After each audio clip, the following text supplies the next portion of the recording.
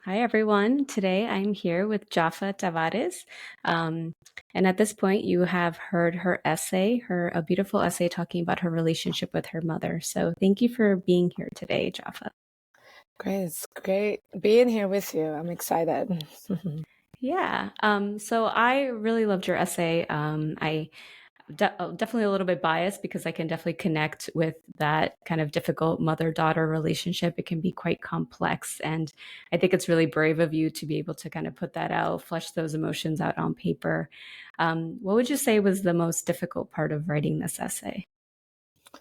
I think the most difficult part really was really confronting those feelings and really because I don't think I've ever really put it down on paper.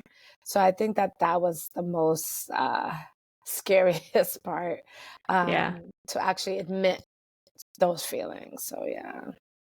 yeah. And has your mom ever read any of your writing? Does she know that you're a writer? She knows I'm a writer, but she really hasn't.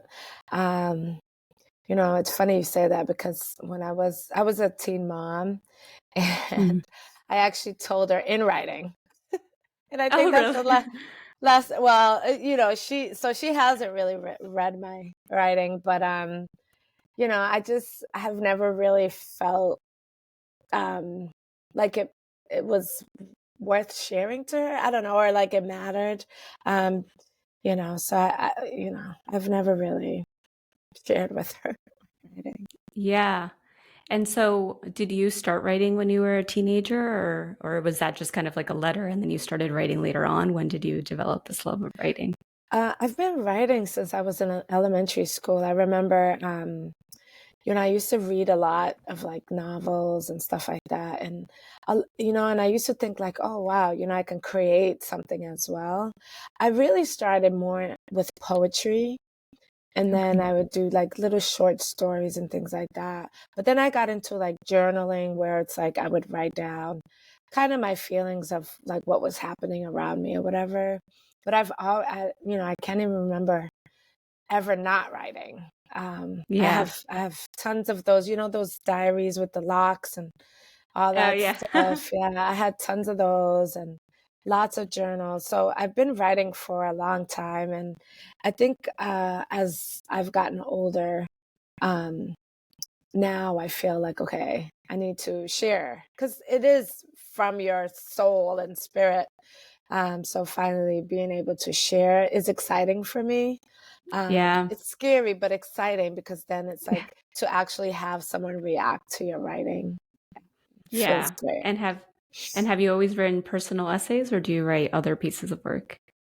I think I've mostly written more from a personal point of view, not necessarily my what's going on with me, but like maybe what I'm reacting to. It might be like maybe something going on in the neighborhood, or something like the social consciousness, Hmm. um, and sometimes even like fictional stuff like that I would, dabble in a little bit.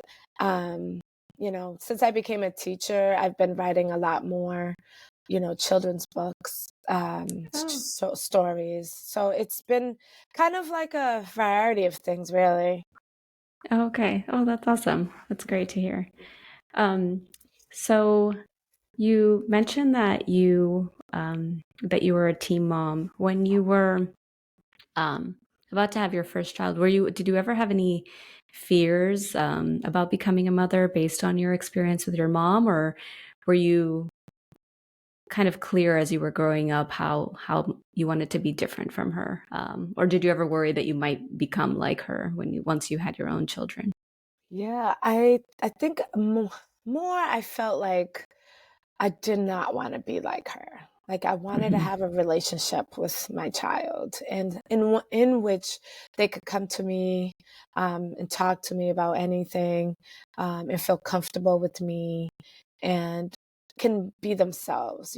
But at the same time, it's like you do what you know, and so I was scared that I was going to be like her, like hard on Hmm. my child and all that. And so it was a little bit of both. I knew for sure Yeah. that I wanted it to be different, But at the same time, it's like I wanted to, I was conscious of, okay, after all, I'm my mother's child. So, Yeah.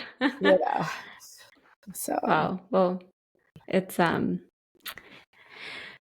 it's difficult as someone who has experienced that too. I've always had that kind of mindset of like, okay, I want it to be different for the next, sort of like ending the vicious cycle of trauma, I mm, think. And it sounds like your mom, based on kind of what you shared in her essay, had a kind of her own tough upbringing, losing her own mom, being around her dad who seemed emotionally avoidant. mm. Do you feel like like anything about your culture or the way that your culture views gender influenced kind of the way that your mother was with you or your dynamics?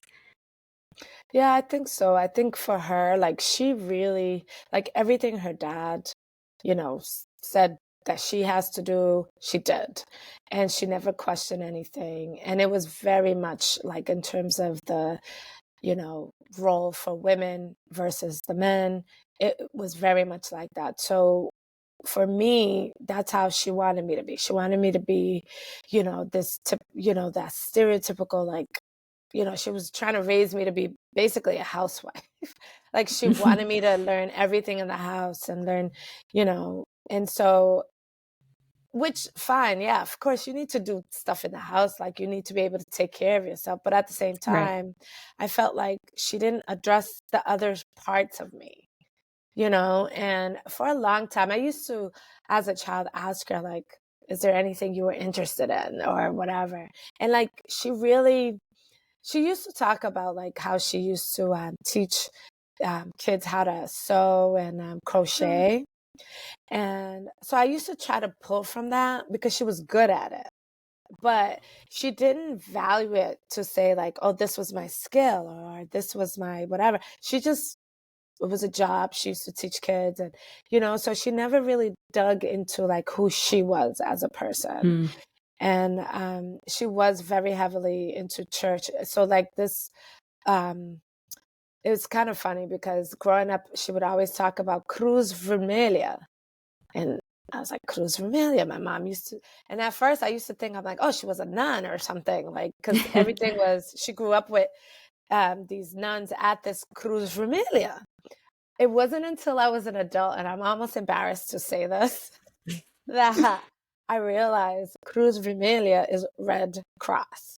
And I Oh. was like, oh, Red Cross, that's all over the world. They help like different communities or whatever.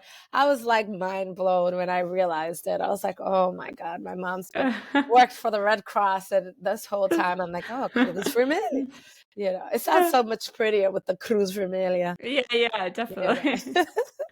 But, Oh, because she grew up like that with like her stern dad, and then with nuns, it was very much like this is what you're supposed to do. And I yeah. hated that. I hated the supposed to. It's like, why can't you just figure things out? And why can't you just dabble here and there, And Hmm. that was not anything that she was like happy about. So it made it hard And for was me because of that.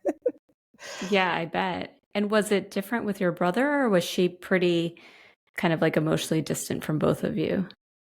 I think for my brother, it's not so. I mean, the emotions. I felt like she showed him a lot more because it was almost like she wanted to make sure that he was good. If he Mm. wanted lunch after school, she's making him lunch after school. If he wanted a new whatever, she would make sure that he got that. So it was about fulfilling like his needs. I don't Mm. know in terms of the emotional, like I don't think she had that like caressing, like she didn't do that. But the need piece, and I felt like because he was a boy, it was almost like he needs me to be everything. Like I need to do everything Mm. for him. Like, and where I was the girl, girls need to know how to do everything. Yeah. Um, so it was very different. You can definitely see the contrast in how we were treated, at least from my perspective. I mean, I don't know if my brother even cared that, Yeah. it's like, yeah, I'm getting everything I want. So what do I I care if she's like, getting hand-me-downs and, you know, so Yeah, it's like the prince of the house. yeah, right. And So, have you ever talked to your brother about this? Like, or do you think he's aware and just, or, and he just benefits so much from it that it yeah. wasn't really something that Mhm. he wanted to delve into? Or do you ever feel like he wanted it to be a little bit more equal for you? Honestly, I've never like, we used to get into fights about it, and I used to say call him out, like, "You get everything, but you don't do anything." We used to get into these, like, little tiffs, and which ultimately ended up with me getting into trouble because I wouldn't be quiet about it. But, I think as adults, I don't we've never really addressed those things. We Hmm. never talked about it. We really don't have much of a relationship other than, he's the father of my niece and nephew, and I love Hmm. them and I wanna be in their life. So and then, we are parents, we have that in common. But other than our relationship, it's very much like we'll say hello, but then it's Right. pretty much stops there. We don't really, you know, he doesn't have, other than following my stories on social media, he has no idea. Yeah. Like, you know, Yeah. so yeah, it's kind of odd, but Yeah. It's I'm Colombian, and I think, I mean, I think things are changing, but the man being kind of like the prized one yeah. in the house is something that is, I've grown up with, and I've even seen it, with my grandma. When I read your essay, was thinking a lot about my grandmother too, and it was, like anytime my cousins came over, their male, they sit at the head of the table, they get more rice, they get, the larger portion of Mm, food. It's like, what can we do? It's like, I mean, it was just like constantly, I was constantly being reminded of kind of like, we are here to serve this yeah. person just simply because he's a man.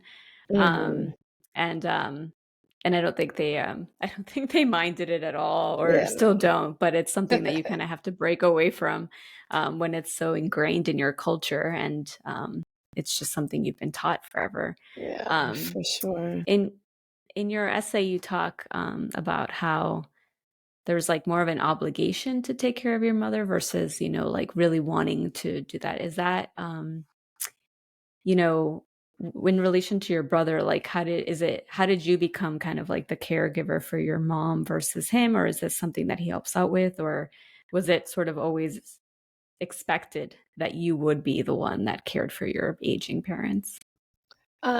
Well, my brother has health issues of his own.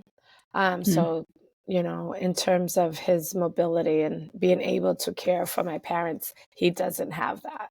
Um, so physically he can't, but mm, even when he was better, it was really, and as my parents aged, I was the one who, I had to get up early because, older folks, like they're so routine. So mm, every Saturday I had to get up and bring my dad to the grocery store. And then every Sunday I had to get up early in the morning to bring them to church. So it was like a constant, in terms of my role in it. I was automatically put into those roles. It wasn't even a question. It was like, this is what you're mm. doing on Saturday morning. So I never got a sleep in day. And it was Oh like, no. yeah, it's awful. I was like, wow, and so that was really hard. And, part of it, I was like, I'm grateful for my parents. I'm grateful, for, how they did help me with my own kids. But at the same time, it's almost like, you know, I used to write a blog. It's called Whose Life Is It Anyway? Because I Mm, never, like, the choices were made. And here I was put into these roles. And I'm like, wait, but I don't want to do that. But because of it being my parents, I'm like, okay, it's something I have to kind of do. But I think for my brother, like he calls them all the time or whatever, he's never checked in on, hey, do you need anything? Or hey, um, how are you doing? How you dealing? Like it's mm. never, but we've never had that relationship. Yeah. I don't know if he's felt that way, like, oh, I wonder how she's doing. Maybe that's why he checks up on social media for my Yeah. stories. because just like my mom, who never outwardly said anything to me, like in terms of praising or, just appreciation or whatever, she's never said it to me. Mhm. So I'm like, maybe my brother's that way. Maybe he's, doesn't know how to express or whatever. But it's Yeah. it's a weird dynamic. And one of the things about that dynamic, because it was since childhood, when I did have my kids, I just so wanted badly for them to have a relationship, because I was Mhm. like, this is the person who knows your ins and outs. They know you're ugly, they know you're, you know all of it. So you have to be able to communicate, and I get it, like, siblings fight, argue, whatever, Yeah. but at the end of the day, that's someone you can go to if you're at your lowest or at your highest.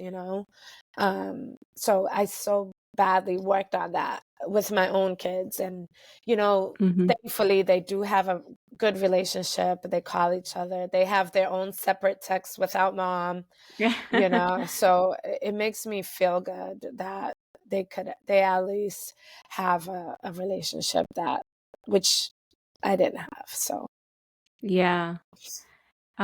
When you your blog title really resonated for me. I've been in the caregiver role a few times, and it's usually, you just kind of fall into it and you don't have much of a say. And I think that um it's made it challenging for me personally sometimes to figure out, like, what is my identity beyond just like it being in service of others. mhm. And I'm curious, like, if you've struggled with, kind of finding your identity, your place, as a woman, as a mother, as whatever other adjectives you feel like describe you beyond what's kind of been imposed on you. Like, has that been a struggle for you to reach that point where you can kind of claim something as your identity without what, you've been taught to be?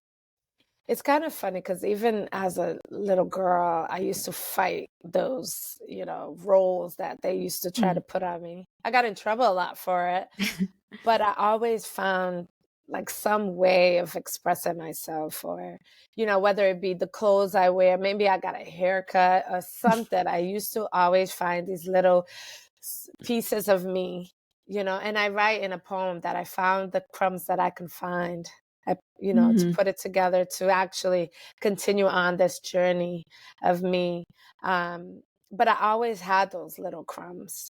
And yes, it was a struggle sometimes, where it's like trying to think, like, I don't want to be this, but I have to Mm. be this because I have all these people dependent on me. And sometimes I think, like, man, for so long I've been the caregiver. I have to be responsible. I have to make Mhm. sure this is done. That sometimes you get into that role so much that you don't know how to let go. You don't know. But I've been working on that piece of letting go. Like, I don't have to order things. I don't have to, Mhm. like, delegate. It's okay if someone does it in their way, or it's okay to ask for help. Mhm. So over the years, I think as you get older, you just get to a point where it's like, wait a second, why are you killing yourself when, Yeah. you have others around you? Or, like, you can say, I don't know how, and it's Yeah. okay. It's okay. But it's a work in progress, I think. Yeah. And I think also, yeah, being okay with self-care and not feeling selfish, I think, because I think so often when these roles are imposed on us, if you Yeah. do anything like set a boundary or carve out time for yourself, I mean, I've personally found it can be easy to feel guilty Oh, just for doing right. things that normal people do who aren't caregiving. Yeah. And like you said with your brother, I mean, so I think so often people don't really ask the caregiver how they're doing. It's Yeah. just, how is your mom? How's your dad? Yeah. How's For so sure. um so how have I think you mentioned getting older and kind of figuring out, that you could delegate, but how have you been able to kind of create boundaries for yourself to self-care or not burn out, in given the context of not really having a choice of about certain things? Well, I think one thing, and my kids always laugh at me at this, but I don't play with my sleep. Like if I'm tired, I'm going to bed. Like I'm not, I'm not staying up. Like, yeah, we have fun or whatever, but I'm not staying up past, like, if I'm tired, I'm going to bed. And I don't care. You Mhm. call me old, call me what. I get up early. And so I know, like, I need my rest. I feel better when I rest. So I don't play with it. And even though, like, everybody knows, like, I could go away, I have a cousin who lives in Maryland area, and we'll go for like a girls' weekend, and we'll do a fun like get together, and it's fun, fun, fun. But when I feel my body saying, "Okay, Joe, you gotta go," I will leave without saying anything to anyone, just because I don't want them to feel bad or try to like get me to stay up a little Yeah. longer. So I'll act like I'm going to the bathroom or something, and then I'm done for the night. But I wake up, I'm happy, I'm rested. I'm the one who gets breakfast started. So it's like, hey, it's a good thing for me to go to Oh, bed. God. So but I that's could one of see the them like, "Where things. did she go? She's Yeah, gone." yeah, yeah. Are they used to it by now? Yeah, one cousin in particular, she always knows. Like she's like if she sees me leave, if it takes more than like 5 to 10 minutes, then she's like, oh no, she's gone. And she won't say anything to anyone else until someone realizes it, but she won't say anything. But the next day she's like, I peeped, you know. But but that's one of the things. I think that keeps me sane. Like each night when I reach my bed, and it's this quietness, and I'm so thankful. And because it wasn't always such, Yeah. and I'm so thankful for that, to be able to rest my head in peace and be able to put down the stresses and the things that this world is holding, especially right now. It's so heavy, but I Mhm. appreciate my time and being able to let it go for the evening and resting. And I think that's what keeps me like going. Very Yeah, important. it is very important. I think we underestimate the value of sleep, especially Yeah. when you're going all day and not just for yourself, for other people. It's like it's really Yeah. important. So I'm glad that you're at least able to set those boundaries. I Yeah. Yeah. Yeah. I For have sure. to I don't. learn the sleep one for sure. I might have I to do start just not play. disappearing. Exactly. Oh, it's like, see you Yeah. later. She went to bed. No. My kids always they call me old lady because I'll always say, and I'll say it in my language. I'm like jamba dita, and Yeah. they be like, ah. As soon as they see me get up, they'll say that. They'll say it to me before I could even say it. They Pretty know you funny. too well now They do, at this yeah, point. exactly. Exactly. So are you still caregiving for both of your parents? Yes. So both of my mom and dad, and thankfully they're together. So it's one place. Okay. And they actually live on the second floor from me. Okay. So, at least I have, like, they have me for whatever, and it's right up the stairs. So, like, when I cook, I bring them their food, and, thankfully they go to bed early. So I'm like, Mhm. after 7 o'clock, I'm good to go, you You're know? free, yeah. Yeah. But, and both of them, they have like limited mobility. My mom Mhm. had some issues where, she was in the hospital for like 10 days. And, my dad didn't know what to do with himself. They've been married like 56 years, I think, something like that. Wow. Um, so seeing that, like, it was kind of scary, like, because then I was like, wow, like, she's everything for him. Mm. And I was like, I don't know, like, what I would do. Like, I don't even know, like, how I would deal. Like, because Yeah. even now, like, yes, I'm their caretaker, but a lot that he needs, like, his every whim, like, in terms of, oh, I need this. So she kind of does that, while I'm at Yeah. work, she's the one that kind of, deals with him. But it's an interesting dynamic. But Yeah. yeah, And it sounds but like he's very reliant on her. And I don't know if this goes back to very. culture as well, because Oh, yeah. I had an uncle who divorced his wife when they were in their 70s, and he didn't even know how to Uh, boil water. yeah, I believe He it. like she had done everything for him, and it was some tough lessons for Yeah, happened for him, but that's just the way the culture was. I mean, no, he for just kind of sure. came home to Yeah, prepared my things. mom and dad, it's funny because, even though I fought a lot of ways in which they wanted me to be, when I was married, I got married young. I was only 18 when I got married. Mm. And so my ex-husband, he used to cook and clean. And my mom used to be like, "Oh, how could you have your husband cook and clean? That's crazy." And I'm like, "What's crazy is that your man can't do anything." So when you're Yeah. down, like when you're down and out, like what is he gonna do? Hmm. And so she actually realized that when she, as older, she was like, "Wow," like she broke her wrist at one point Mm. years ago, and he didn't know what to do with himself. He didn't know how to do things, and she was like, "Wow, like you were right." And I was like, Yeah. "Yeah," because even my son, my oldest, actually both of them, like I won't when they're home. I won't do everything for them. I won't, like, Yeah. if I cook, it's there. I'm not serving you. I'm not, Hmm. whatever. You have to be able to take care of yourself. And so, and my mom would get mad at me. She would be like, "Oh, how could, they're hungry and you didn't do this and you didn't do that." I'm Hmm. like, "No, they're grown. They're adults.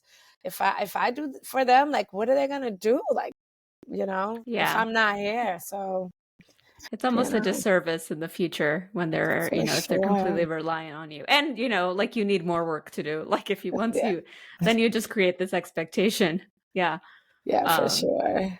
but it was so different, with our mothers and grandmothers. It's like that's just I feel like that's all they learned was, That's all they learned, yeah. that this is what you should do. Yeah. And I see it even now with, friends who have kids, it's always like, oh my goodness, like the dad does all these things and it's this amazing thing. But when the Yeah. mom does it, it's just, oh well, Regular. that's what you're Oh, yeah. supposed to do. Yeah, Yeah, yeah. right. Yeah. So I Yeah, wish I could say that that mentality's gone, but it's still there. Mostly the older generations, yeah, um, but I can see how that's concerning because, I feel like in a way, if something were to happen with your mom, your dad would almost need more. yeah, for sure, Yeah, based on that. for Yeah. sure. And And he has it with my mom and my aunts. mm, Like, so it's like if when my mom did break her wrist, my aunts were like, "Oh, make sure that your dad is blah blah blah," and it's like, wow. He did learn how to boil water though, I'll tell you oh, that. good. He boiled Oh, water, he would make his coffee. That I was like, good, because oh my God. oh my God. I know. He It's did like, how learn that. did this happen? I know, it's Oh, so crazy. it's insane. Just with your dad, was he more is he more outwardly appreciative than your mom, or are they both kind of similar in that way? They're similar. They're very similar. I think that, it used to be frustrating for me because, like, say I would get really excited about sharing something with them as a child. Even now, like, I Mm, forget sometimes, like, their reactions to stuff, and I get my hopes up, like, "Oh, this is gonna be, this amazing thing to share mm, with them," and it just falls flat. They just don't know mm, how to share with me their feeling.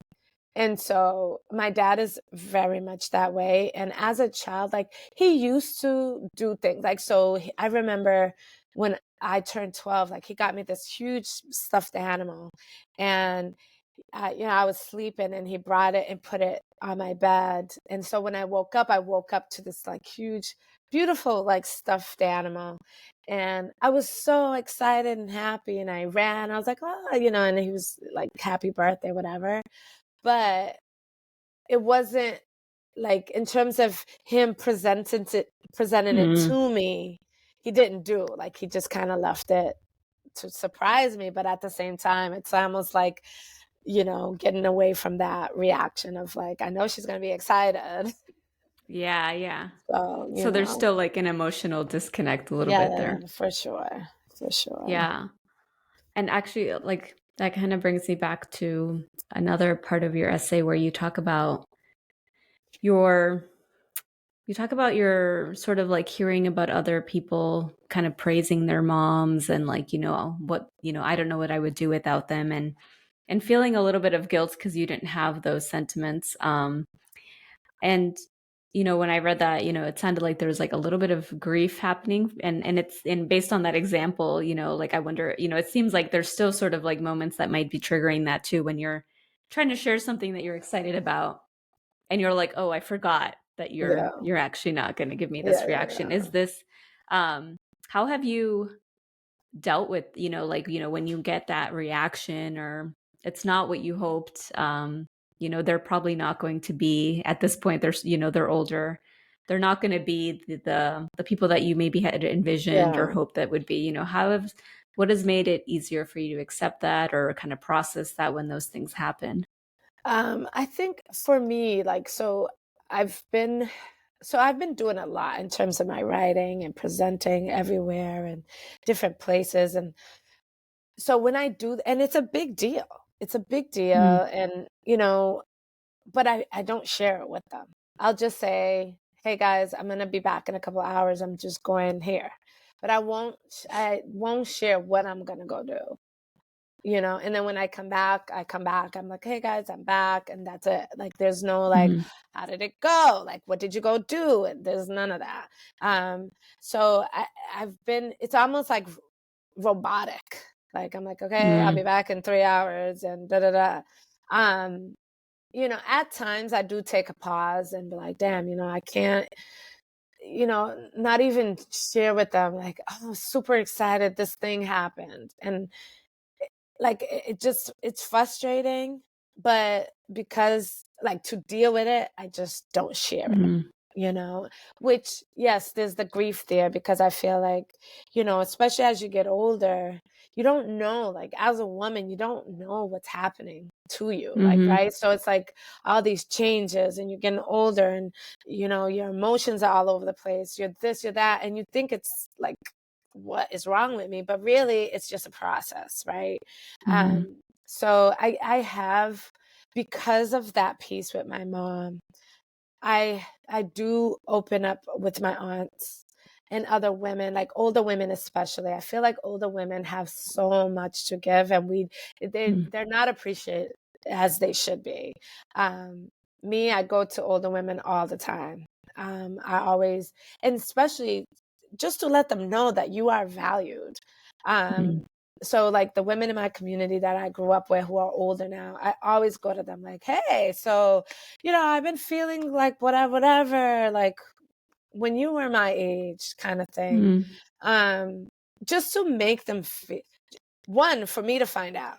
Because my mhm, mom, you know, and I want real stuff. Yeah, I could Google it, yeah, YouTube, but I want real reactions. I want real one-on-one contact. My right. mom, my mom, she doesn't think it's important. She never thought giving those information was important.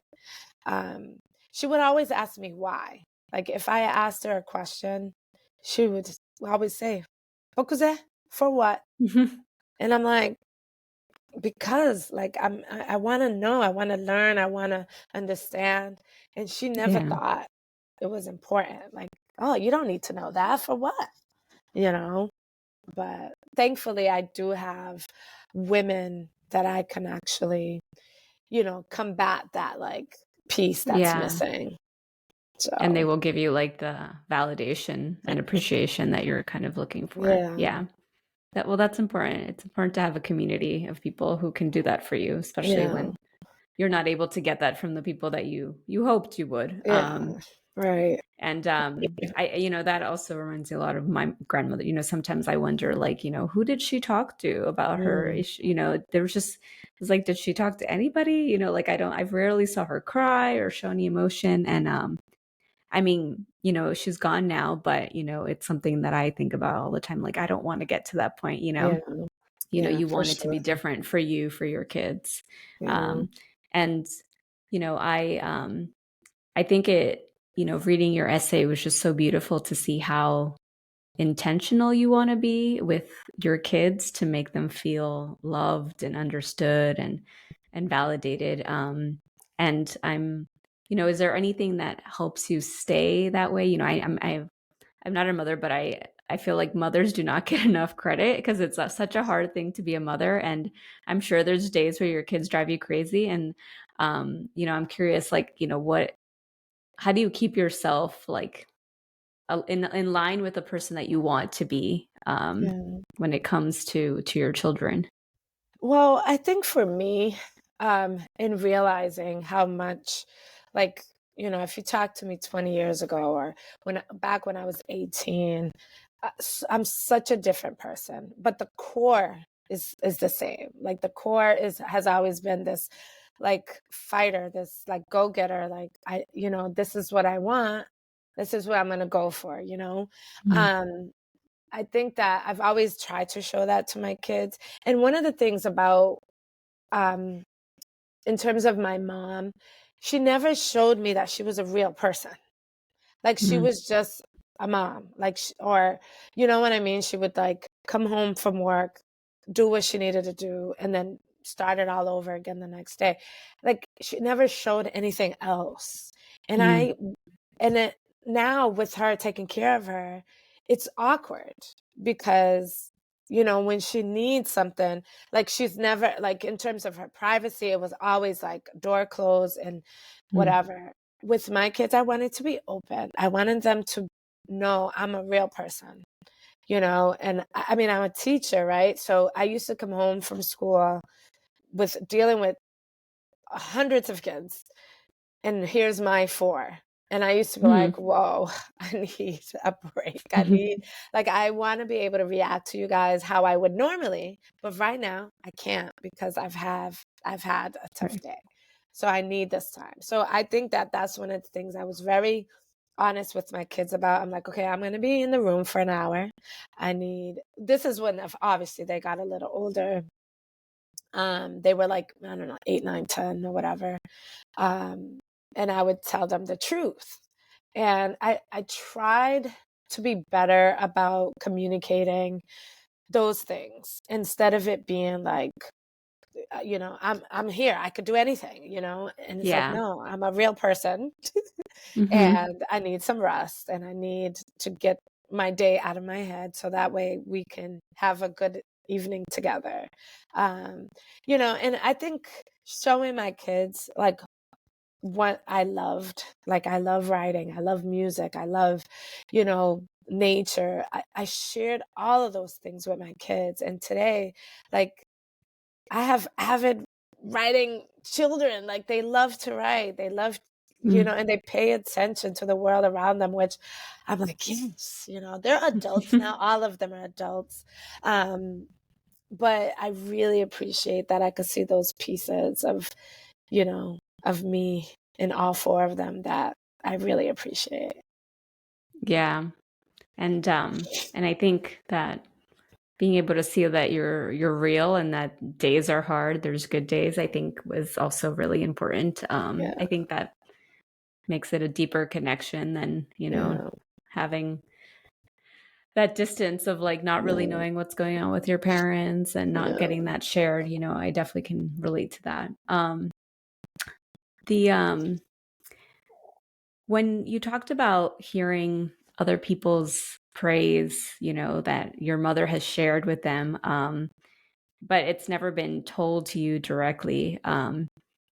H- how have you, I mean, how have you navigated that and kind of believing that it's true? And maybe is that something that you kind of lean on, like those comments of praise from other mm, people when she's being difficult in your caretaking? Like mhm, how do you bring that in and kind of like absorb that to be true when it's just so hard when somebody doesn't tell you yeah. directly? Yeah, I do lean on those. I think, this has always happened since I was a Mm, child. Like, people would tell me, like, oh, your mother said this and that about you. I'm like, oh, really? And in more recent times, like with me being their caretaker, like always tells like others like, "Oh yeah, Jaffa's doing this," like, and oh yeah, she gets everything we need, and oh, she's doing this, that. She'll tell that to people, and like, so, people will come to me like, "Oh, your mom is so proud of you." I'm like, "Really?" Like, what? And so I do lean on those because then when I talk to her, it's not the same. And Mhm. it's funny because I recently published a children's book. And so everyone, I had a book reading, and I actually did one at the house so that my parents could be part of it. Oh. And, after I did it, and then like I had a whole bunch of family here at my house. After I did it, all my family, they're clapping, they're like, "Oh my God," whatever. And so I had to ask my parents because they didn't offer. So like all saw was shaking hands or whatever. So I went to them and I asked them, like, "What did you guys think?" Like, and I did like it's a dual language book, so they Mhm. were able to understand it. And my mom just shook her head, like, "Oh, nice, nice," like that, and that was it. That was Like, it. is that That's it? that's all she offered. And then my dad, similar. They're very similar. And I was like, wow, like that's it. Like I get all the, but then like a few weeks later, I ran into this lady who came to see my parents. I wasn't here, and I ran into her, and she went on and on. She's like, "Oh my God, your mother is so proud of your book and this, that, and the other." I was like, "Really?" And I Oh was my like, wow, interesting, but I never say that to people. Like, I never let Yeah, them know, like, oh, wow, like, right. yeah.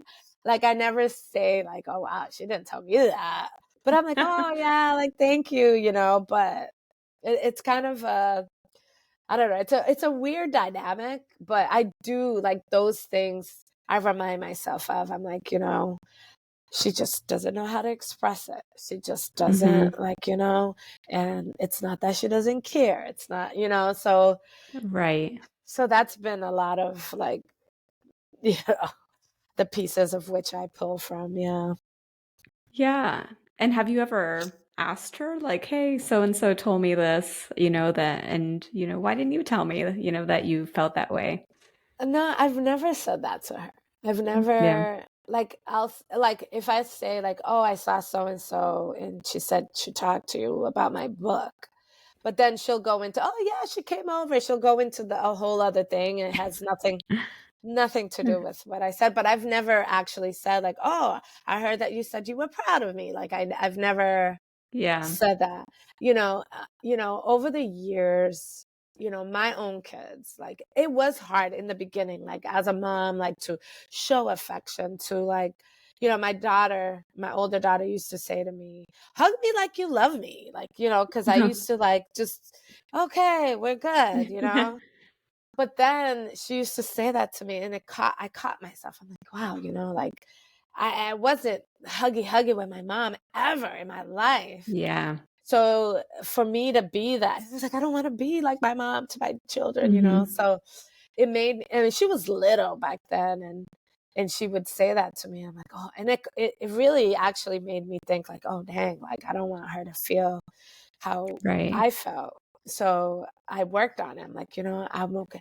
I'm like, I hug people's kids all the time at school. So I should be able to do that with my own kids. So that changed. So my kids with my parents, they will say, because they don't live here, they live away. Mm.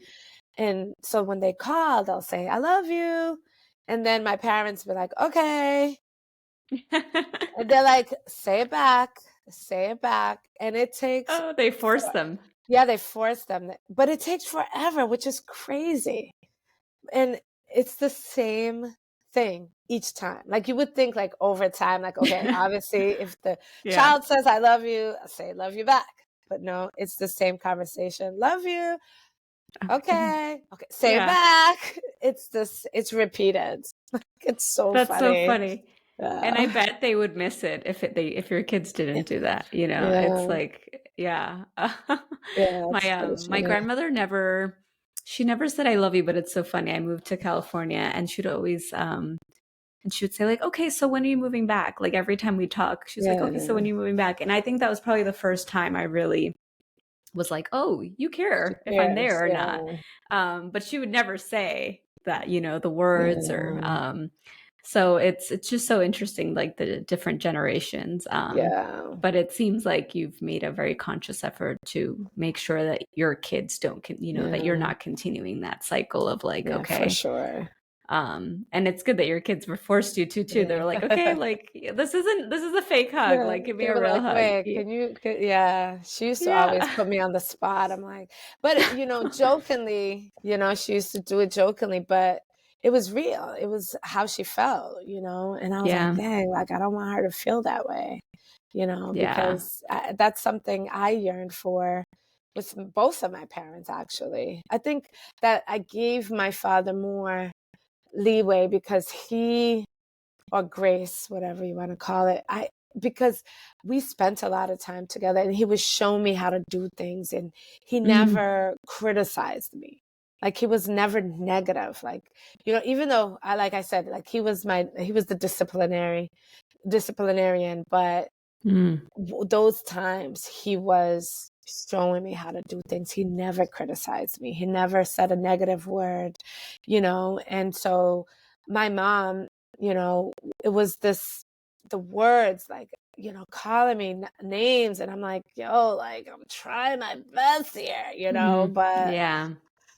so, Yeah, it's tough. I think, something that I was thinking when I read your essays, I feel like I've lived it, just like my life. It's like you hear often about like, people who have, daddy issues, like if yeah, there's like, kind of a difficult father-daughter relationship, like what that will create in somebody. But I feel like the thing that they don't talk about enough, or at least not for me, was, what the negative impacts of like what mm, if your mother and daughter relationship is tough. yeah, What does that do for you and your self-esteem? And, like, um, and it seems like you've done at least what it sounds like a really good job at like reminding yourself that you have all these talents and that you're still yeah, like you're fierce, you're strong, you're a fighter, you're going to be a great mother. Like it takes a lot to tell yeah, yourself that story when you're being told constantly this that you're yeah, not good enough, for sure. and I thought it was even, I just thought it was really gracious of you because in your essay, even though you talk about your mom, not being emotionally available, you're still very compassionate about the way that you talk about her with like her own upbringing and like the way that you like know that she loves you. And I just thought that was really beautiful that you're still able to kind of like channel that love that you still have Mhm. for her beyond, it's like all the things that she couldn't offer you, you're still kind of putting her in a Yeah, pretty decent light, of like, this is somebody who had a rough childhood and didn't really learn how to show emotions. yeah. Yeah, I think Um, that with her, like, being that way, it's like you said, it's very conscious. Like, I was very mm, conscious of, okay, like, how is it that I'm feeling about what I'm doing? mm, I was always so conscious about her reactions to things and not letting it affect what I was feeling. And, and then kind of relying on that, like, okay, I know that she didn't have her mom. I know, like, so I didn't take it personal, which is right. weird, right? Because it's personal, but It's hard, yeah. I didn't take it personal. Like, I didn't resent her. I don't resent her. Like, I just feel like she just was never taught that, and so I always refer to those things so that way I guess that way it doesn't feel as hurtful Yeah. that it probably would be if I just was like, well, my mom didn't love me. Like, Hmm. whereas I know my mom loves me, she just doesn't know how to show it, and she doesn't, so yeah. Yeah. And then But I feel like that really speaks to the importance of self-love. mm, And like really telling yourself you can do it. Which and it's not just our mothers, but I feel like in general, like women in our society, there's just such we are still held to these really high yeah, standards of like nothing is ever good enough or right, Yeah. or it's like you make too much money, you don't make enough money, you're not doing enough at Mhm. home. Like it's just never enough. And I'm curious, like, if you could give other women like a piece of advice, based on, everything that you've lived up until now, something that you've learned, what would it be? I think one of the main things, like, especially now, I just turned 50 last year, last August. And I think that what I've learned is like, it's never the end.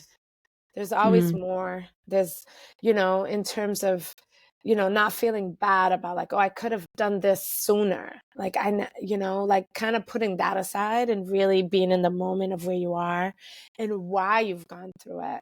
I've been working on a book forever now, memoir. And, a lot of people, people don't understand writers. They're like, why didn't you, mm. where's the book? And I'm like, people don't really understand what goes into that.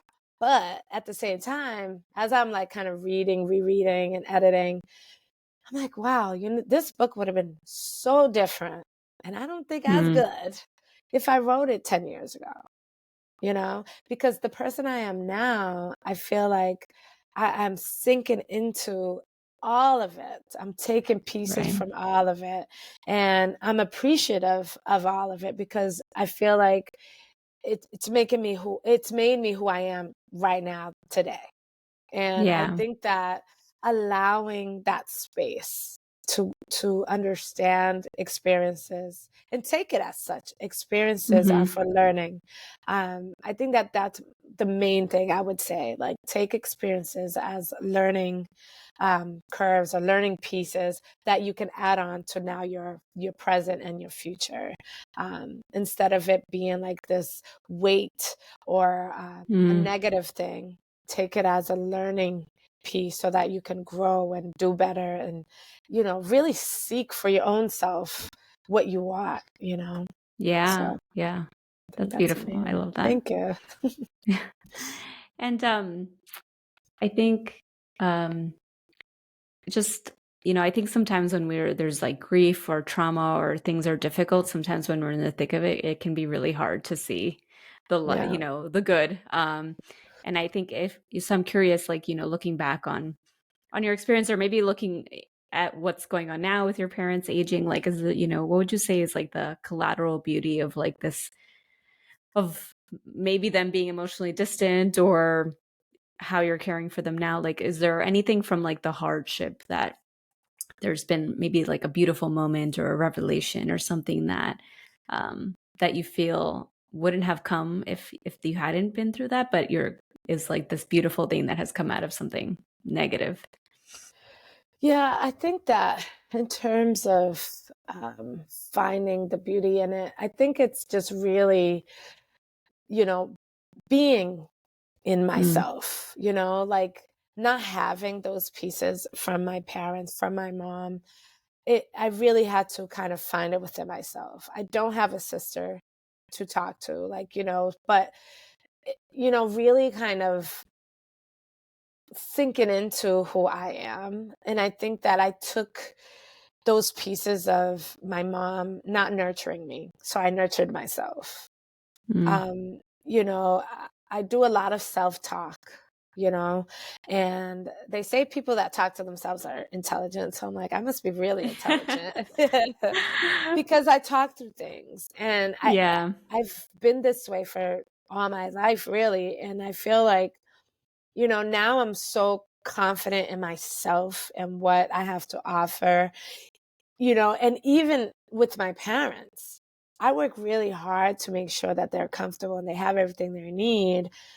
So I feel good about that. I'm like, okay, I Mm, got it. I got it done. Like, you know, and there are slip ups, there are mistakes, and I'm okay with that because at the end mm. of the day, like I said earlier, I'm human, right? So I Yeah. think that the beauty of it is just like really getting into myself because I didn't have those pieces of, outward I don't know what's the word I'm looking for, like appreciation Yeah. or, you know, so I think that that's one of the pieces.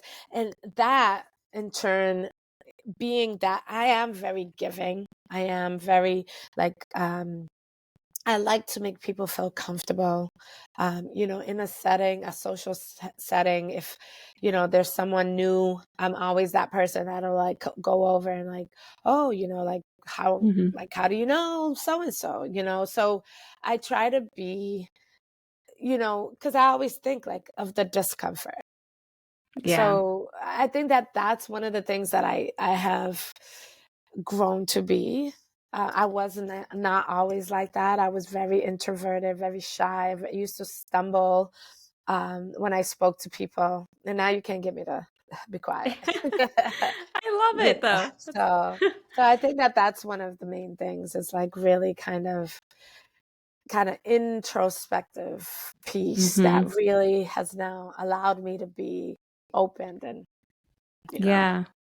Yeah. so I always find it really incredible. I feel like people who've had to navigate tough situations, I don't know how, but they become so much more compassionate and inclusive of other people. And maybe it's just projecting what we yeah, don't want someone else to go through. yeah, But I think it's really incredible to be able to take that and say, okay, just because I went through it yeah, doesn't mean someone else has for to sure, for experience sure. that in this way. And then to grow into like a speaker and a writer, in Yeah, spite of it all is really yeah, incredible. yeah. So I'm kudos to you. That's amazing. Thank you, Also, you thank do you. not look 50. I was Ah, like, so you gotta work it. Yeah. I was like, yeah. that's amazing.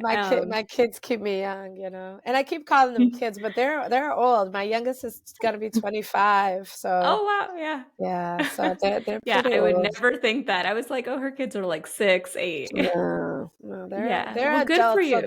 they keep me, in step with them. So, and it's a Yeah. beautiful thing now, having adult children and actually being more aware of myself and how to cultivate our relationship. We have Mhm. grown, we've gone through a lot together, and now on the other side of it, I feel like, you know, having like again those experiences with my mom and dad and being able to now kind of be present for my kid for them for my kids they'll always be my Yeah. kids but and that actually helping them along and you do change roles because now they Mm. are adults. I'm not like mommy, it's not that, but I'm still like kind of a guide on the side. I like to call it, Yeah. And I think so how great to like show your kids or just anybody that like there is no end age. Like, yeah. it's never too late to write a memoir, to write a Yeah, book, to keep doing things. I think our society makes us think like 29, if you haven't done it all, yeah. like that's it. And it's not the It's end. not. It's so much it's Um, greater later. It gets greater later. yeah, I love that. That's So, amazing. that's not mine, I but yeah. They appreciate you being willing to No, thank write your you. essay and then to share it with us. That's amazing.